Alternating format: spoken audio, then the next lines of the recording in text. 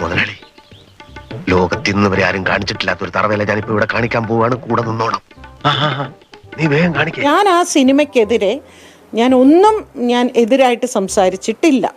സത്യമായി പറയുന്നവനായി രാജാക്കന്ന്. കാരണം എന്റെ പോരാട്ടം അങ്ങനെയല്ല. അതെന്താ? ഞാൻ തറവാട്ടി പറഞ്ഞവനാ.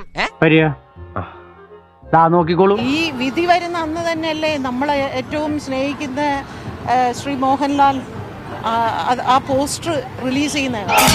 തൂക്കിയല്ലോ നാഥ. കാണാൻ പോകുന്നവർ കണ്ടോട്ടെ, കാണാൻ താല്പര്യമില്ലാത്തവർ കാണണ്ട. ഞാൻ എന്തായാലും കാണാൻ ഉദ്ദേശിക്കുന്നില്ല. നീ അങ്ങനെയല്ലല്ലോ നേരത്തെ പറഞ്ഞത്. നീ എന്താ പറഞ്ഞത്? കേരളം കാണണോ രാമലീല എന്നാണ് സൂപ്പർ പ്രൈം ടൈം ആദ്യം ചർച്ച ചെയ്യുന്നത്. ശ്രീമതി ഭാഗ്യലക്ഷ്മി എവിടെ പോണ്? തൊണ്ട വെള്ളം കുടിക്കണം. ഇത് കണ്ടിട്ട് കുടിച്ചാൽ മതി. ഇവൻ ആരെന്ന് അറിയണ്ടേ? നാളെ ദിലീപിന്റെ രാമലീല ചിത്രം റിലീസ് ചെയ്യുകയാണ്. കാണാൻ പോകുന്നുണ്ടോ? ഞാൻ പോകും. എന്തോ എങ്ങനെ? തീർച്ചയായിട്ടും ഞാൻ പോകുന്നതിൽ ഒരു സംശയമില്ല. പിന്നെ ഞാനല്ലേ ബാങ്കിലെ ക്യാമറയില് അത് ഞാനല്ലേ ആദ്യം കണ്ടത്.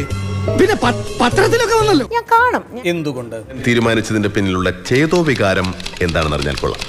ചേട്ടാ, ഞാനൊരു സിനിമാ പ്രവർത്തകയാണ്. ഞാൻ ഫെഫ്കയുടെ വൈസ് പ്രസിഡന്റ് ആണ്. അതൊക്കെ എന്തിനാ ഇവിടെ പറയുന്നേ? ഞങ്ങളുടെ സംഘടനയുടെ ഒരു തൊഴിലാളിയുടെ സിനിമയാണ്. മോളെ, ഇവൻ നല്ല ചെറുക്കനാ. ഒരു വ്യക്തിയുടെ പേര് അടങ്കം തൊഴിലാളികളെ യജോവധം ചെയ്യുന്നതിനോട് എനിക്ക് യോജിപ്പില്ലാത്തത് കൊണ്ട് തീർച്ചയായിട്ടും ഞാൻ ആ സിനിമ കണ്ടിരുന്നു. എന്ത് തങ്കപ്പെട്ട മനുഷ്യനാടാ. ഇവനെ പറ്റി നീ തോന്നിയ ദിവസം പറഞ്ഞു.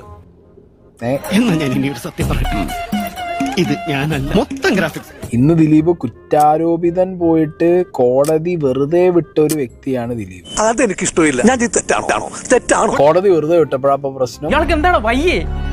ഇതിനാണ് അവനവൻ പാരാന്ന് പറയുന്നത്. ഞാൻ കാണില്ല. ഇത് തന്നെയാണ് ഞാൻ പറഞ്ഞത്. അയാളുടെ സിനിമ നിങ്ങളെ പിടിച്ച് കടിച്ച ഞാൻ കാണില്ല. ഞാൻ പോവും.